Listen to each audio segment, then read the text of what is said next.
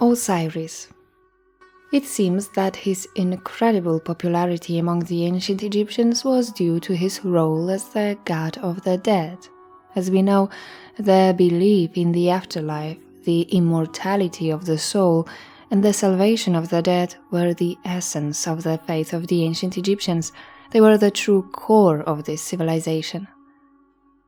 When we look at the astonishing tombs honoring the dead that they left behind, and when we read the theological works that they've written down over the millennia, tirelessly looking for clues to the question of what awaits them on the other side, their attempts to follow the further faith of the human soul, it seems obvious why he was the closest to them and played the most significant role in their spiritual life. But Osiris was more, much more. He personified rebirth and regeneration itself, the cycle of life. He was associated with both cosmic and terrestrial processes. The ancients learned of him by observing nature. It was the black, moist soil on which they stepped, and the source of the sacred Nile, thanks to which he was constantly reborn, producing crops and all vegetation. Osiris also symbolized kingship. However, not only the deceased pharaoh became Osiris, but everyone. Anyone could be reborn in him. In short, Osiris was Egypt.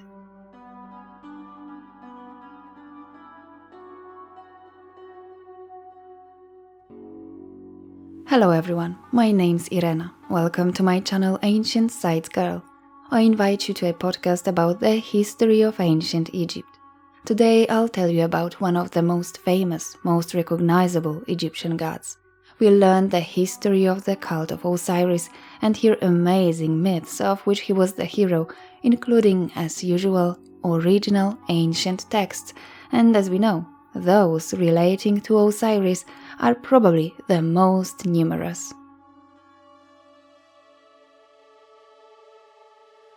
Osiris is a multifaceted deity. Numerous symbols of Egyptian religiosity are concentrated in him.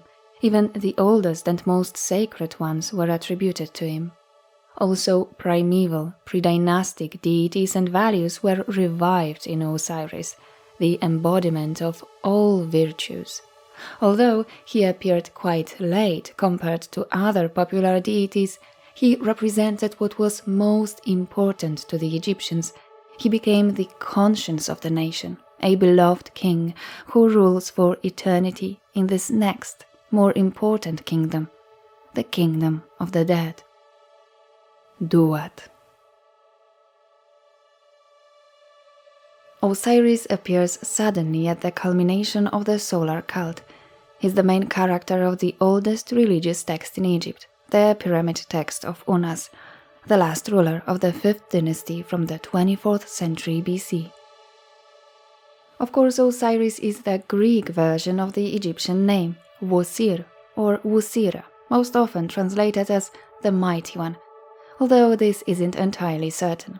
The hieroglyphic record of the name consists of 3 elements: a sign for a throne, a sign for an eye, and a sign for a seated divine figure with a beard. This name first appears on a false door in a private mastaba from the reign of Nusere-ini of the 5th dynasty. The palace cult is indicated by the location of the oldest mentions of Osiris. They are found only in Memphite necropolises, such as Saqqara and Giza. In the text of the Pyramid of Unas, we observe how Osiris not only takes over the functions of Anubis as the god of the dead, but also deceased Unas himself becomes Osiris. We read,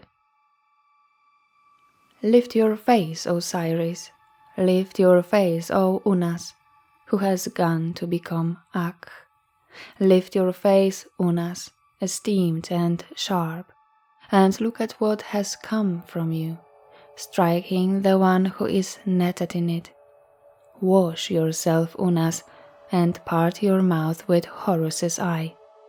You shall summon your Ka, namely Osiris, and he shall defend you from every wrath of the dead. However, the new god doesn't yet act as chief judge of the dead. Unas continues to appeal to the divine court of judges presided over by the sun, Ra. Although the cult of Osiris was definitely a royal cult, probably from the very beginning it promised salvation to all its followers, not only the king, who until recently was cared for by the sun god Ra, reserved exclusively for him, on whose bark he traveled the afterlife and would be reborn in Atum, among stars.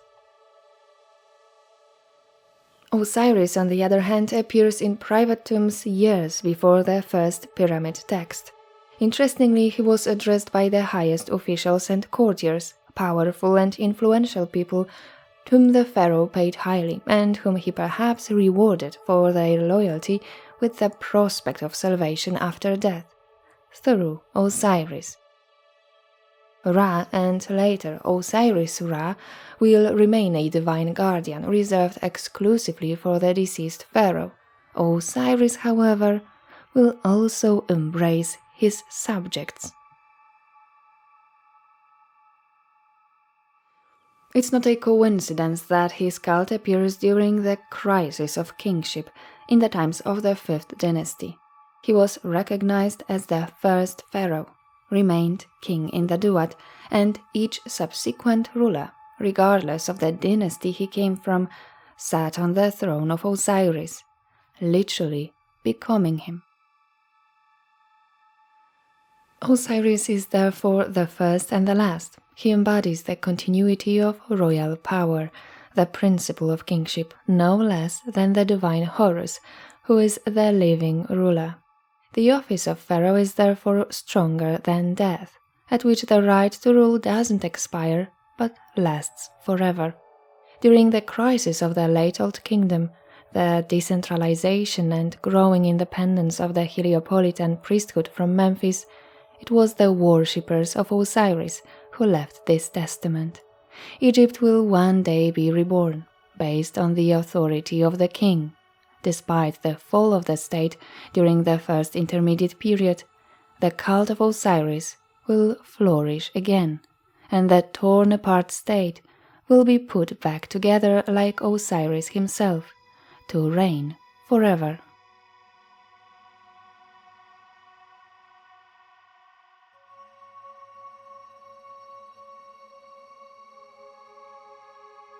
It seems that the fall of the Old Kingdom, disruptions and uncertainty of everyday life in the first intermediate period favored the cult of Osiris, which gradually dominated Egyptians' notion of the afterlife.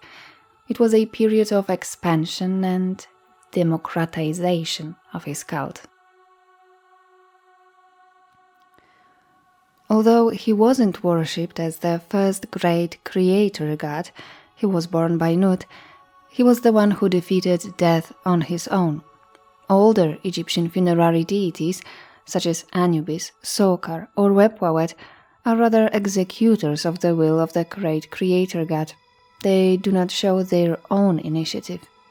What distinguishes Osiris from them, and this it seems decisive, is the kingship he represents.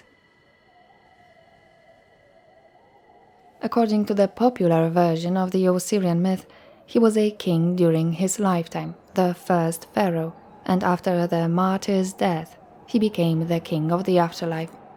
Osiris the king therefore resembles the pre-dynastic Horus, Atum-Ra or Ptah, more than Anubis, who was the national Egyptian deity of the dead in the times of Khufu.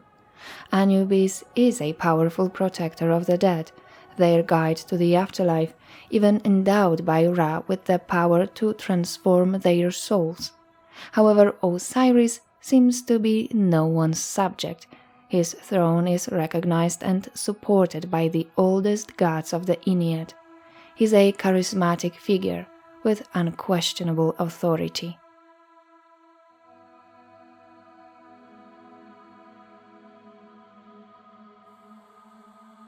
As we know, solar theology, developed in the city of Heliopolis during the Old Kingdom, dominated the spirituality of Egyptians. The other great religious centers have, to a greater or lesser extent, adapted the Heliopolitan creation myth. According to it, before creation, there was only chaos, in its primeval form, the dark, motionless ocean of Nun.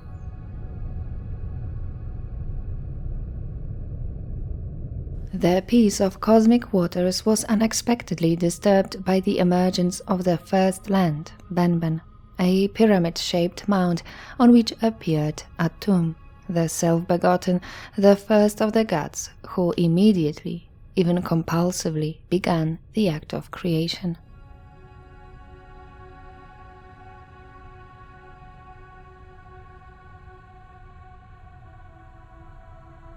It was from Atum that the millions were born. Ra was also identified with him. He was to appear over the first land as a young, rising sun, symbolized by the scarab, Khepri. From Atum were born the first pair of divine parents, Shu, air, and Tefnut, moisture, and then their children, Geb and Nut, earth and sky. The last generation of the Ennead in the first time, called Zeptepi by the Egyptians, were two pairs of gods, Osiris and Isis, representing fertility, and their opposites, Seth and Nephthys, the barrenness. In some traditions, Horus also belongs to this group of gods. Among the children of Geb and Nut, however, Osiris becomes the most important. Of course, like almost every Egyptian god, Osiris has a female counterpart. All beings and phenomena were subject to the female and male principle. From the very beginning, Osiris was complemented by Isis, his sister and spouse, a couple typical of the Ennead, whose followers were the pharaohs themselves, marrying their own sisters. Common Egyptians only called their wives sisters in honor of the great Ennead. The relationship between Isis and her brother was exceptionally intense. Numerous myths praised the great affection they had for each other. The Greek philosopher and historian from the 1st century AD, Plutarch, mentions: Isis and Osiris were enamored of each other and consorted together in the darkness of the womb before their birth. Some say that Areris came from this union and was called the elder Horus by the Egyptians, but Apollo by the Greeks. The Osirian myth, popular in Pharaonic Egypt, is known from many different Egyptian sources, but they lack chronology. However, Plutarch put it in order, and although he obviously slightly distorted and simplified the entire myth in his work Moralia, part of the work entitled Isis and Osiris remains to this day the most complete and most popular version of the story of Osiris, who, after the gods left the human world, was to become the first ruler of Egypt. Plutarch writes: one of the first acts related of Osiris in his reign was to deliver the Egyptians from their destitute and brutish manner of living. This he did by showing them the fruits of cultivation, by giving them laws, and by teaching them to honor the gods. Later he traveled over the whole earth, civilizing it without the slightest need of arms, but most of the peoples he won over to his way by the charm of his persuasive discourse, combined with song and all manner of music.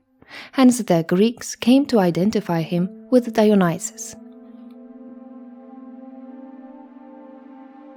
It's worth mentioning that Osiris directly civilizing humanity appears only in Plutarch, who probably used late Ptolemaic sources. The reign of Osiris over Egypt may also be a simplification. The process of shaping the two lands and the subsequent unification of the kingdom is rather related to the fight of Seth and Horus for the throne of the deceased Osiris. But let's not get ahead of the story. Since his reign dates back to the times before Egypt, it's possible that the cult of Osiris, which appeared in the 5th dynasty of the Old Kingdom, was in fact the cult of pre-dynastic or early dynastic rulers, mysterious, distant ancestors, worshipped at the Pharaoh's court.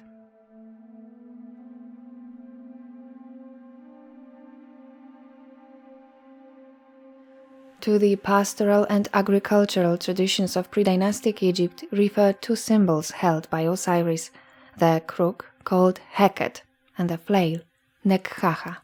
These are the attributes of the primeval shepherd god from the Nile Delta, Anjeti, to whom we'll return later.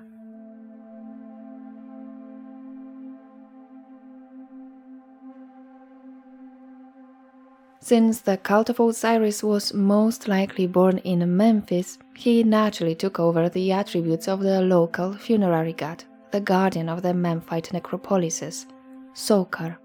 This falcon-headed god of the dead never lost followers among the Memphians despite the expansion of popular cults of Anubis and Osiris.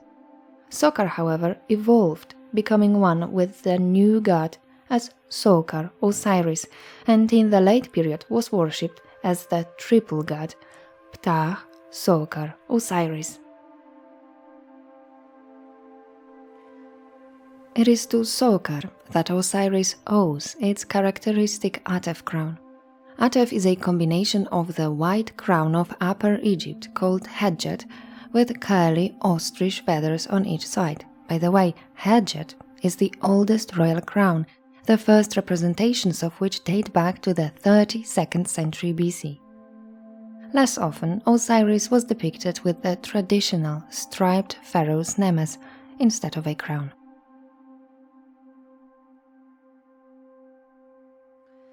As a deity inextricably linked with fertility, abundance, and vegetation in general, he was most often depicted with a green complexion, although sometimes he was also depicted with black skin, which directly referred to the fertile, moist soil of the Nile Valley, which they called Kemet, the Black Land. Moreover, black skin was characteristic of funerary deities. Plutarch comments on this portrayal of the gods.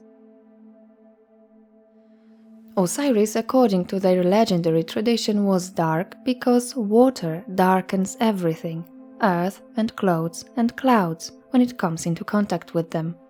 In young people, the presence of moisture renders their hair black, while grayness, like a paleness as it were, is induced by dryness in those who are passing their prime. And reporting his conversations with Egyptian priests, Plutarch adds, Seth was red in complexion, Horus white, and Osiris dark, as if they had been in their nature but mortal men.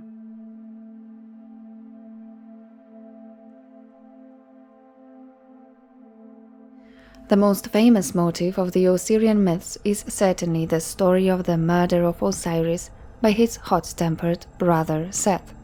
The motive for fratricide is a matter of interpretation of different versions of the myth written at various periods. Among the reasons we find a desire for revenge. Seth's wife, Nephthys, was said to be unhappily in love with Osiris and to seduce him. An Isis lookalike, Nephthys lured him to her bed, and the fruit of this event was to be Anubis, the illegitimate son of the seemingly barren Nephthys.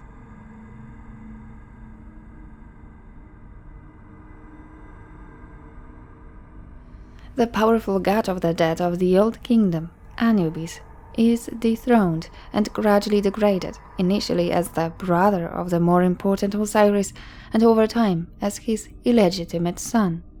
The incorporation of ancient deities into the new religion of Osiris added dynamism and contributed to its ultimate success. Horus, for example, probably the oldest national great deity of early dynastic Egypt, symbolizing the king's omnipotence and divinity, became the son of Osiris and his successor.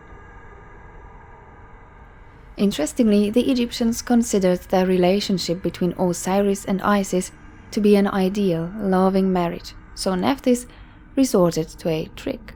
But the fact that it took place in her home is explained by the king's intoxication, depending on the sources, with wine or beer, which Nephthys was patroness of. The betrayal was revealed when Seth found a garland of melilot in his bedroom, an odd item in the desert land inhabited by Seth. In Plutarch we learn about the Egyptian interpretation of the myth. Whenever then the Nile overflows and with abounding waters spreads far away to those who dwell in the uttermost regions, they call this the union of Osiris with Nephthys, which is proved by the upspringing of the plants. We'll return to Plutarch many times, because he left us the most complete account of the Osirian myth.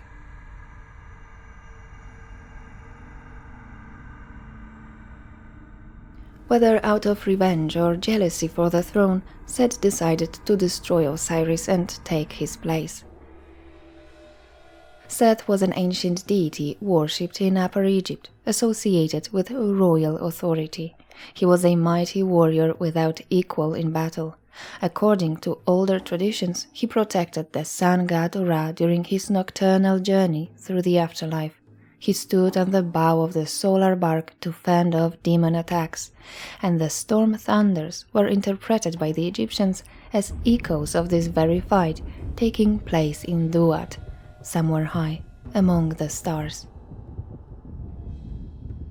But above all, Seth personified the destructive forces of nature. His short-tempered nature was associated with desert storm.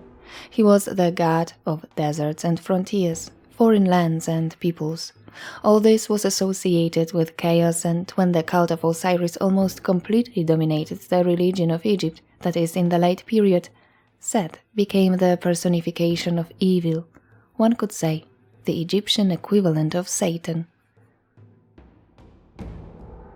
Plutarch got to know him as the bad guy, and in his work he named him Typhon, who was the most terrible creature in mythology, the Greek equivalent of the pharaonic Apopis. This is how Plutarch describes the crime on Osiris. During his absence, the tradition is that Typhon attempted nothing revolutionary because Isis, who was in control, was vigilant and alert. But when he returned home, Typhon contrived a treacherous plot against him and formed a group of conspirators, 72 in number. Typhon, having secretly measured Osiris's body, having made ready a beautiful chest of corresponding size, artistically ornamented, caused it to be brought into the room where the festivity was in progress. The company was much pleased at the sight of it and admired it greatly, whereupon Typhon jestingly promised to present it to the man who should find the chest to be exactly his length when he lay down in it. They all tried it in turn, but no one fitted in. Then Osiris got into it and lay down, and those who were in the plot ran to it and slammed down the lid, which they fastened by nails from the outside and also by using molten lead.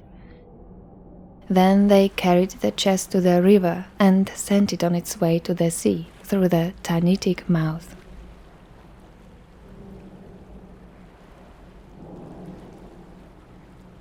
Although the first mentions of Seth's deed can be found in the pyramid texts, which are over 2,000 years older, they focus on the fight between Horus and Seth. The details of Osiris's death are presented in later texts. These stories generally didn't belong, so to speak, to the canon of worship until the late period and Greco-Roman times, but were merely enacted scenes of the Osirian mysteries, spectacles staged during religious festivals for the benefit of faithful pilgrims. Among others, the festival of Osiris in Abydos was celebrated this way already during the Middle Kingdom. The several-day festivity focused around the temple of Osiris Khenti Amentu, and consisted of several ceremonies and processions during which actors reenacted episodes from the myth.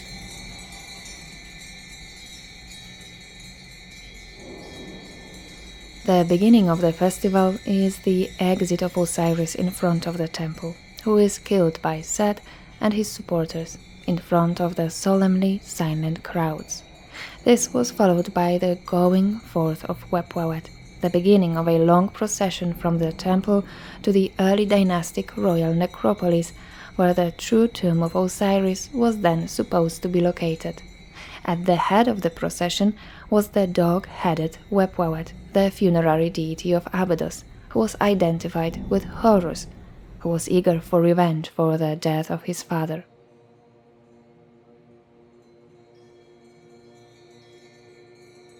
Next to Wepwawet, the ancient god of the dead in Abydos was Khenti-Amentu, foremost of the Westerners, another dog or jackal-headed deity who was identified with Osiris himself. Abydos became the great sanctuary of Osiris. Thousands of believers from all over the country made pilgrimages there to pray at his grave, although, as we know, only the pharaoh accompanied by high priests had the right to enter it.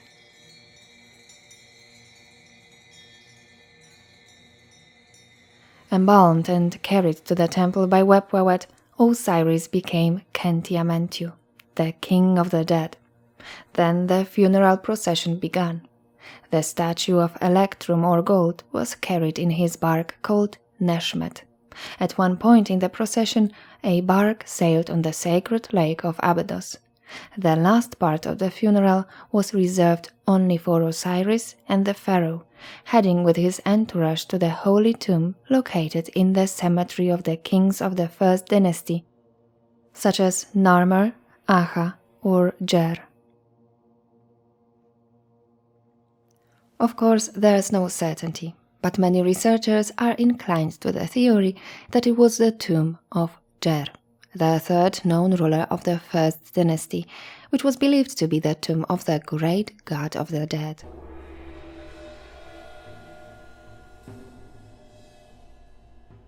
A massive stone monument of a lying mummified Osiris resembling the lid of a sarcophagus was discovered there, dating back to the times of the Middle Kingdom.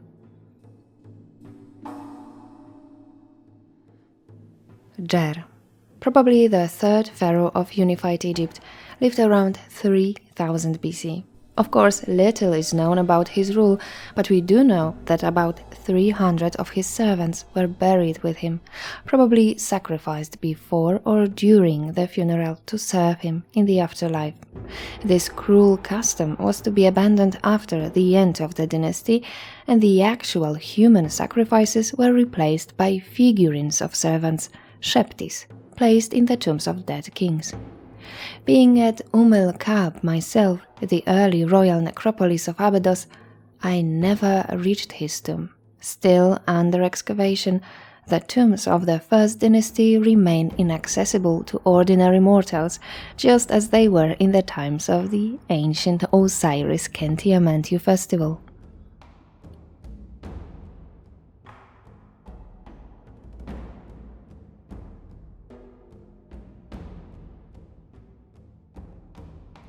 But back to Plutarch and Osiris imprisoned in the sarcophagus. The king, of course, drowned before the coffin floated out of the Nile into the open sea. Apparently, because of the myth, there was a superstition among the Egyptians that drowned people went straight to the kingdom of Osiris. So, although the account of Osiris imprisoned in a wooden box can only be found in Plutarch, this version must have been very popular among the ancient Egyptians. The Greek historian continues. The chest had been cast up by the sea near the land of Byblos, and that the waves had gently set it down in the midst of a clump of heather. The heather, in a short time, ran up into a very beautiful and massive stalk, and enfolded and embraced the chest with its growth, and concealed it within its trunk. The king of the country admired the great size of the plant, and cut off the portion that enfolded the chest, which was now hidden from sight, and used it as a pillar to support the roof of his house.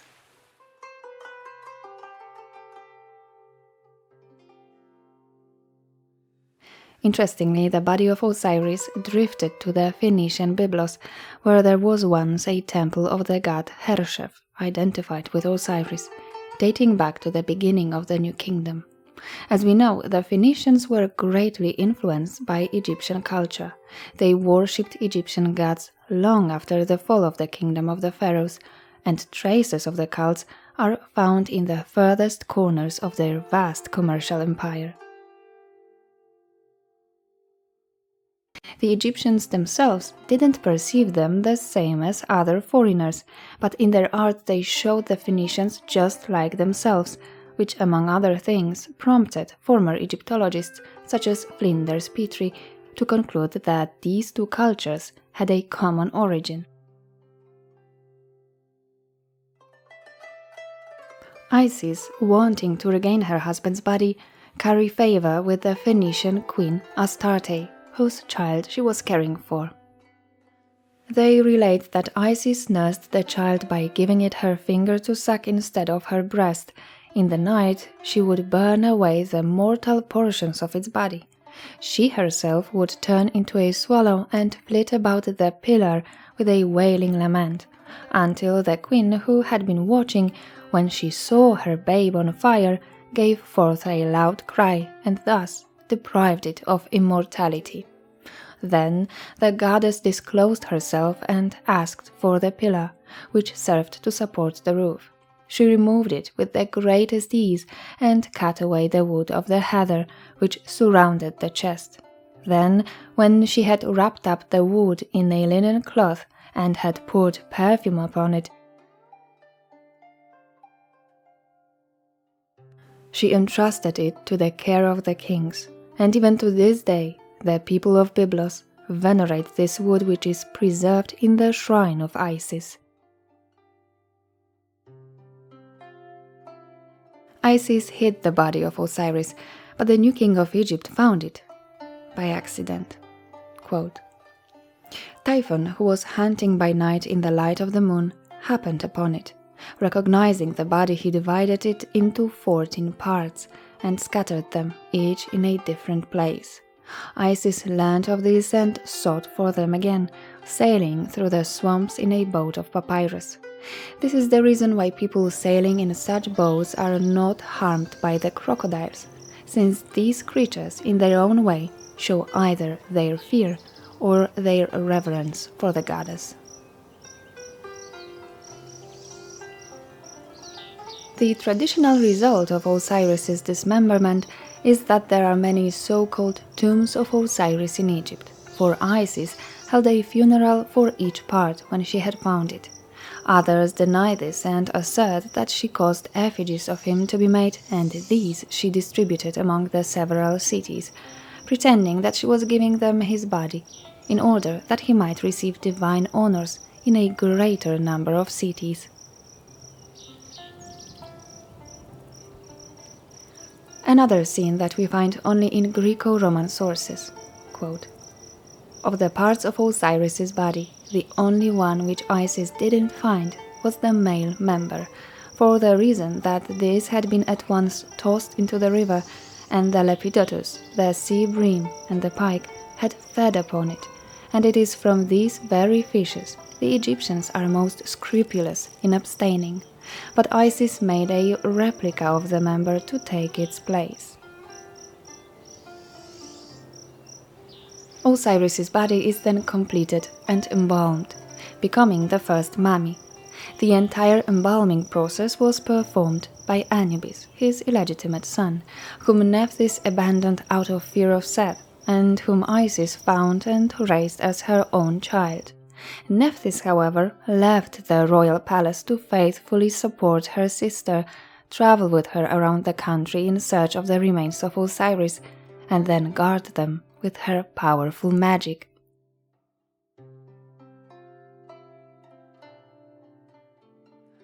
Representations of the mourning of Osiris by two sisters were extremely popular during the New Kingdom, especially in tombs.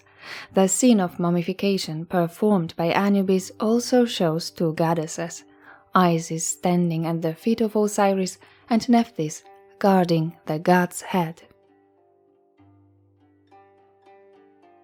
So the dead Osiris now sits on the throne of Duat, the land of the dead. Meanwhile, in the land of the living, Seth's rule leads to chaos.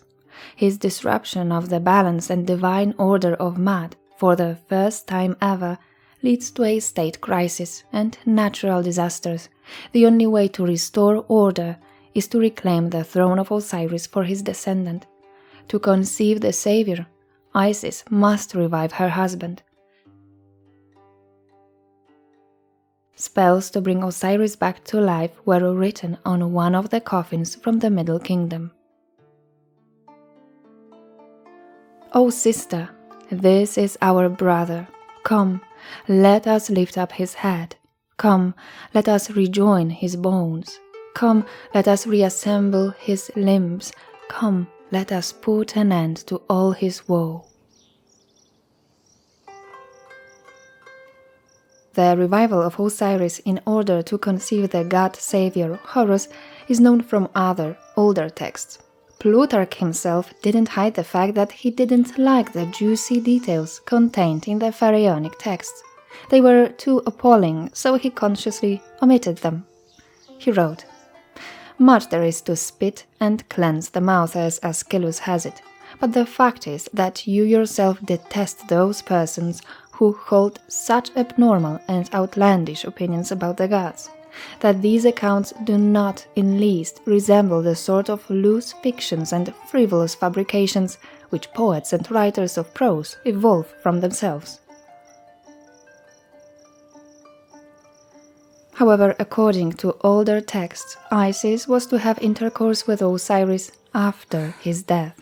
The goddess blew her life-giving breath into him not to revive him completely, but to temporarily restore his basic life functions. This was enough to conceive his posthumous son.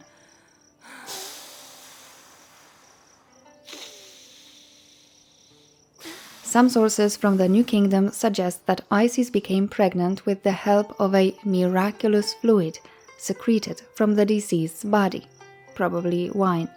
In an even older version of the Old Kingdom, Seth gouged out Osiris's eyes and removed his arms and feet, then hid these important body parts.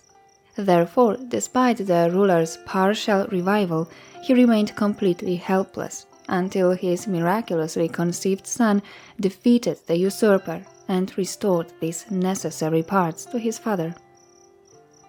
From then on, his son Horus becomes the main hero of Osirian myths. In short, with his brave mother at his side, as well as with all of Osiris's supporters, he will undertake an epic fight for his throne and win. Divine order will be restored, the parties will be reconciled, and the kingdom will become one. An interesting account can be found in the oldest Egyptian religious text, the text of the Pyramid of Unas. The resurrected Osiris, after capturing all the rebellious gods who wronged him, judges them and then eats their spirits, becoming the great god with the power of each of his enemies.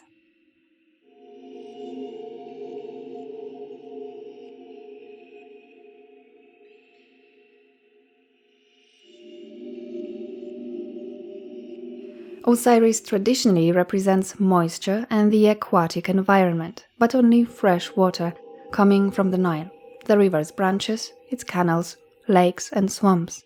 Interestingly, seawater, salty, untamed and violent, as rather chaotic and harmful to the soil, was Seth's domain, along with drought and desert.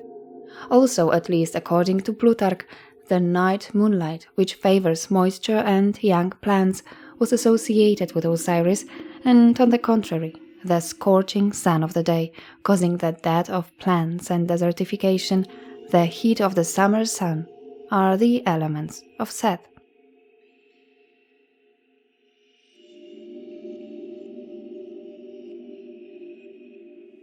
The religion of the Egyptians, which is characteristic, wasn't based on doctrines. It wasn't shaped by any philosophy, but rather by a careful observation of the nature surrounding them. Cyclical nature, successive seasons, clash of the elements. Of course, ancient Egyptians not only contemplated nature, but also took sides. Since the moist, fertile earth identified with Osiris and Isis fed them, they paid homage to these deities, both by gathering outdoors in front of temples and participating in processions, as well as in the privacy of their homes, tending their Osirian altars. The terrifying and powerful Set was worshipped out of duty, to maintain the sacred balance for the Egyptians, but mainly by his own few priests serving his temples operating in distant desert oases.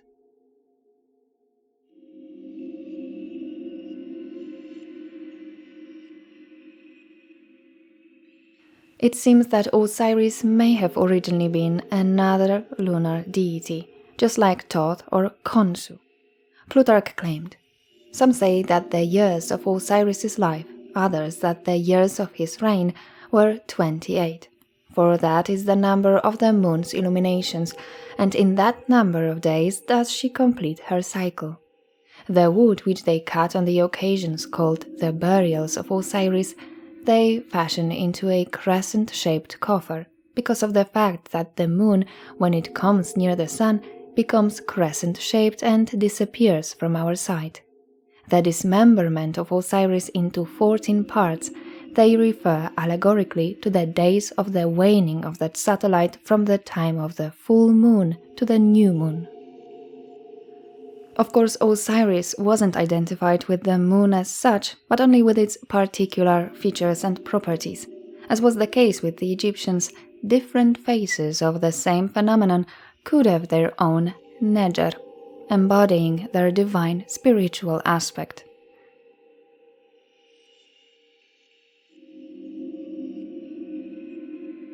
Characteristic of the private home cult of God were the so-called corn mummies or corn Osiris. These are usually small vessels in the shape of a god's mummy, filled with soil and seeds. There were also the so-called Osiris beds, both miniature and real beds, on which the outline of the god has been sown with corn, creating his semi-iconic image, ready only when the plants sprout. Such real, living representations of God were supposed to bring his blessing, fertility, and abundance to household members, and were somewhat a promise of rebirth after death.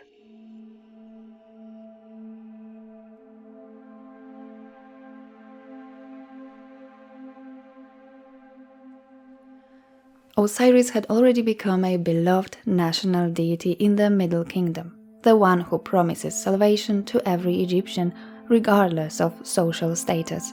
There's one condition. A follower of Osiris had to be a servant of Maat, the divine cosmic order, which means that he had to avoid wickedness and do good, so that after death he wouldn't be called an enemy of Osiris, but justified. Each one was to be judged individually by Osiris himself. Already in the times of the 11th dynasty, the Egyptian Middle Kingdom, a new type of funeral literature became popular, guides to the afterlife. Among the then so-called coffin texts, we will find a description of the duat routes, along which the deceased can safely get to the Hall of Two Truths, where Osiris sat on his throne. Sometimes these beautifully illustrated texts even included maps of the land of the dead.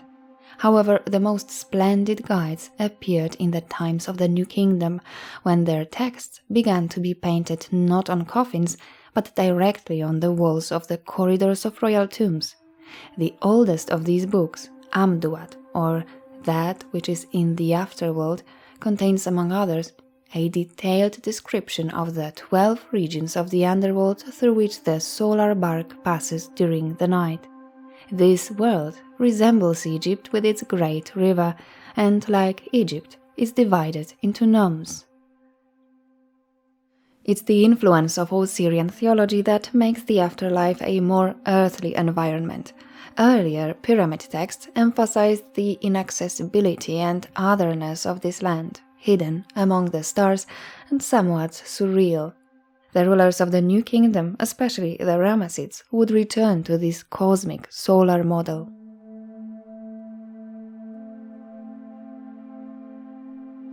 Before the soul of the deceased was brought before Osiris, it was led through 6 successive antechambers, and in each of them, terrible ways of punishing sinners were demonstrated. We know the famous scene of weighing the sins of the deceased at the judgment of Osiris mainly from richly illustrated funerary books of the New Kingdom, such as the Book of the Dead. Osiris sits on the throne accompanied by Isis and Nephthys, assisted by 42 deities, each of them specializing in one specific sin. The jackal-headed Anubis is responsible for the operation of the scale, and the ibis-headed Thoth acts as a court reporter. After the defendant's declaration of innocence, his sins were weighed. On one side of the scale there was an ostrich feather, which was the symbol of the goddess Maat, and on the other side there was the defendant's heart.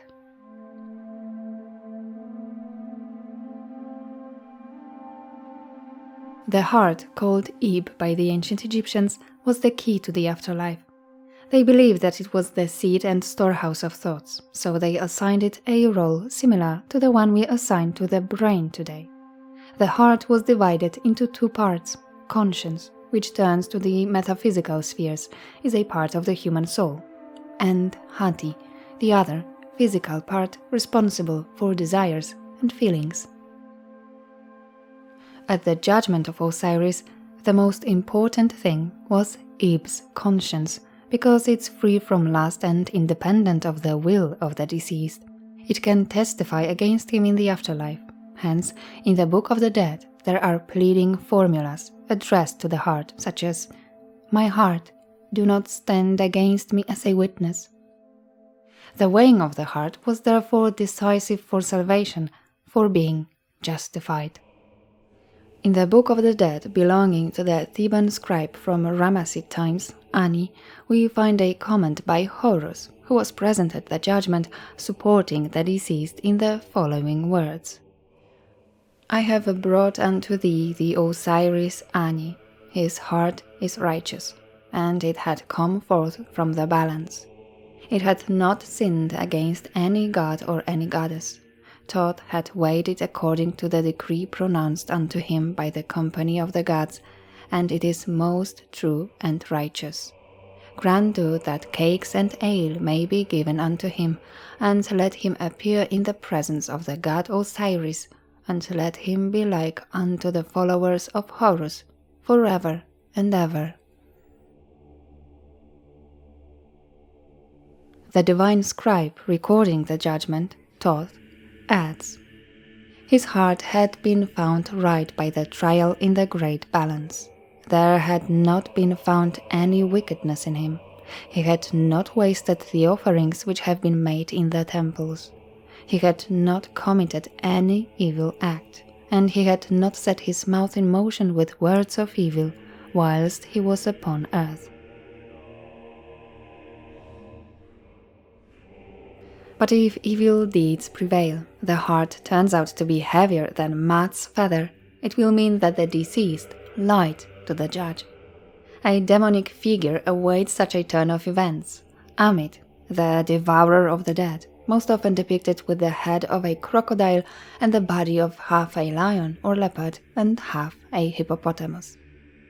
The judgment of Osiris is ruthless. The person on trial can't count on mercy. Even if he shows remorse, the sentence is irrevocable.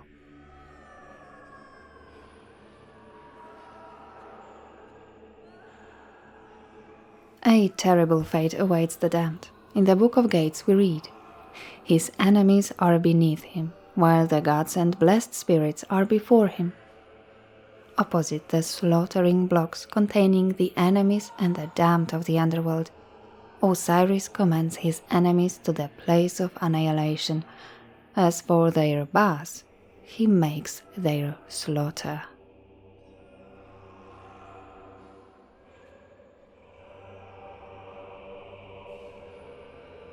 Justification means avoiding annihilation, the terrible destruction of soul and body, truly hellish torments that I have already described to you in another podcast.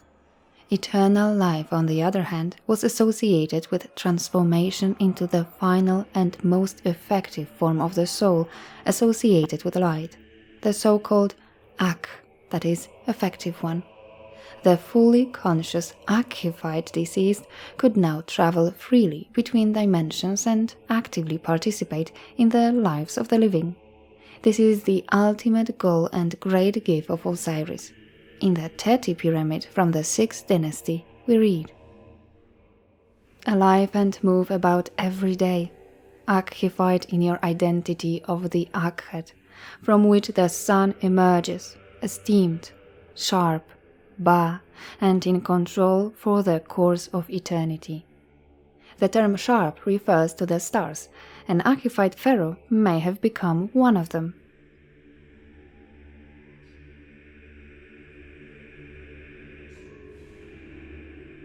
While Osiris' tomb was located in Abydos, as was commonly believed, it was in his lower Egyptian cult center, the city of Busiris, that he was born. The city, located in the fertile heart of the Nile Delta, was written by the ancients as DDW, of which the hieroglyphic record DD consists of 2 jet pillars, an ancient symbol once associated with the Memphite great creator god Ptah, and already from the Middle Kingdom with Osiris.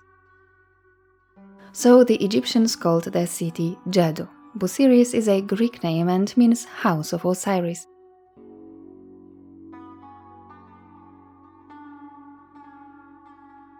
Jet symbolized stability and rebirth. Probably in the oldest times such mysterious pillars made of tied stalks of wheat were erected in the fields of Busiris.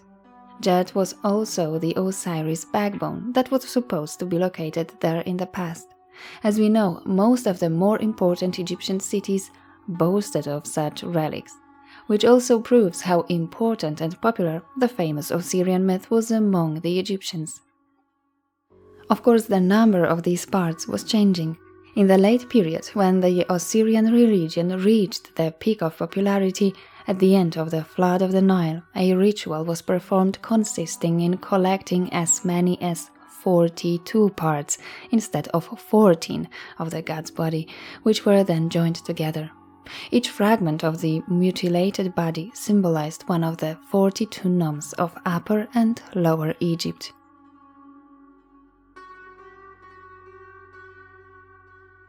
These 2 cult centers, Busiris and Abydos, are still indicated by some historians as possible original places of his cult, but there's no solid evidence for this. Perhaps the Memphite palace theologians of the 5th dynasty reached for the old local deity to raise its rank and establish a new royal cult. Some researchers point to a deity worshipped in the 9th nome of Lower Egypt in the Nile Delta, from the city of Anjet. Anjeti, he of Anjet, is an early dynastic deity of fertility with a surprising resemblance to Osiris, holding the crook and flail with the crown of Atef on his head. His follower was to be the first pharaoh of the 4th dynasty, Snefru. Anjeti is even mentioned in the pyramid texts. For almost the entire 500 years of the Old Kingdom, the sun god Ra was considered the judge and savior of the dead. However, in the times of the pyramid texts, royal theologians proposed a new cult of Osiris, functioning alongside the solar cult, almost competing with it. These traditions seemed to be mutually exclusive. The Osirian religion ultimately triumphed.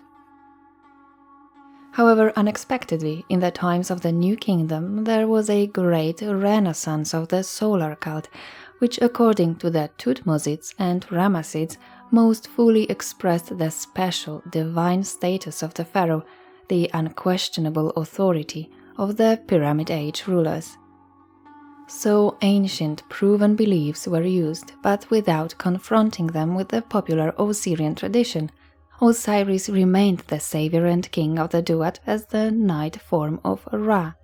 Even the sun, dying after dark, was reborn in Osiris and set off on an epic, perilous journey through the afterlife as Osiris Ra, to be reborn into the world of the living in the morning.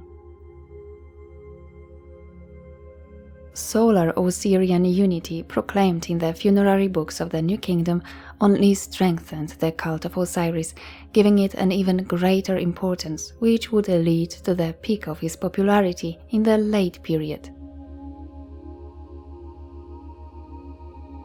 The Ptolemaic dynasty, which had ruled Egypt since the 4th century BC, pursued Hellenic Egyptian religious syncretism. Extremely popular was the cult of Usir Hapi, the sacred Memphite bull Apis, initially considered to be reincarnation of the great creator god Ptah on earth, who became the god of the dead after death. Over time, however, he was also associated during his lifetime with Osiris, whom the Greeks living in Egypt considered to be Dionysus.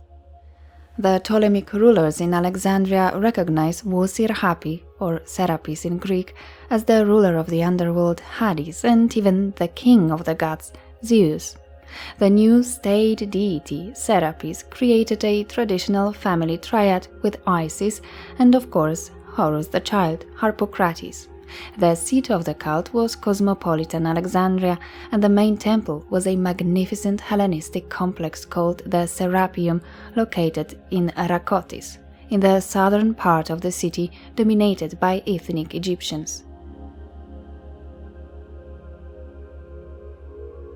It's probable that in the place of Serapeum there was an old chapel of Osiris from the times of the New Kingdom, when Rakotis was only a sailor's village.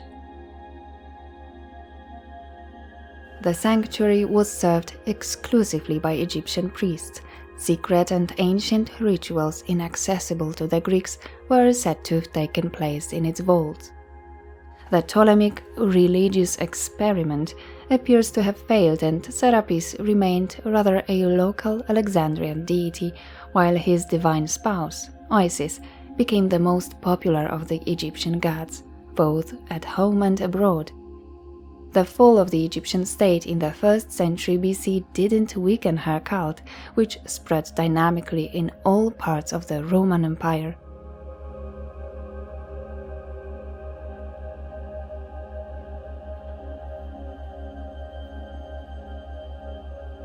The righteous ruler, the propagator of mad among men, fell victim to wickedness and died, but rose from the dead to rule and judge as the king of Duat.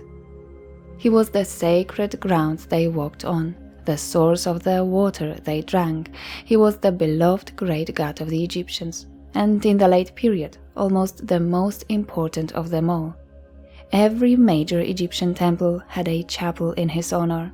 One of them, the Ptolemaic Chapel of Osiris in the sanctuary of Hathor in Dendera, contains a beautiful inscription, a hymn to Osiris dating back to the true decline of pharaonic Egypt, that is, to the time of Cleopatra VII, and refers to the divine image once placed there. Hail to you, God, holy of shape, Ba of Bas, in front of the Bas of the gods, noble Ba of Osiris, foremost of Westerners, great God, Lord of Abydos, Osiris, divine pillar, Prince of Dendera, who comes as Ak in order to unite with his shape in his shrine, flying from the sky, radiant of plumage, with the Bas of the gods united in front of him. Flying as a falcon he comes, entering his chapel in Dendera, beholding his shrine, excellently built without equal in Egypt, opening his mouth, speaking to the gods and the goddesses around him. Come, follow me, forward together. They enter Dendera in jubilation, hovering in their secret shapes. He returns home and goes to rest in his dead body when he has settled in his palace, the base of all the gods following him. He enters his holy image in peace, followed by the base of the gods of his entourage.